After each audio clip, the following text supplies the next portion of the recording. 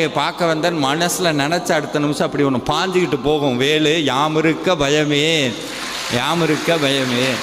இன்னைக்கு பரிகாரம்ங்கிற பேரில் நம்ம எல்லாத்தையும் பண்ணுறோம். தவறு இல்லை. ஏன்? நம்மளுக்கு வழி தெரியலை, வழி நம்மளுக்கு தெரியல. இந்த பரிகாரம் பண்ணும்போது ஏன் சென்ற நிறையா பேர் கேட்பாங்க, நாங்கள் போகாத கோயில் இல்லை, பண்ணாத பூஜை இல்லை, கும்பிடாத தெய்வம் இல்லை, எல்லாம் சொல்கிறோம். ஏன் எனக்கு பரிகாரம் பலிக்கலை அப்படின்னா ஒன்றும் இல்லை.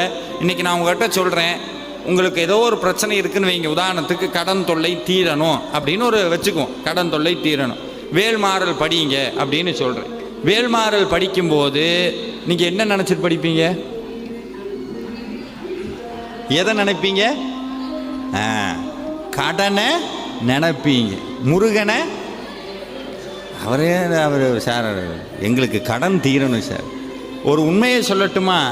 பூஜை பண்ணும்போது எதை நினைக்கின்றோமோ அது சாத்தியமாகும். நல்லா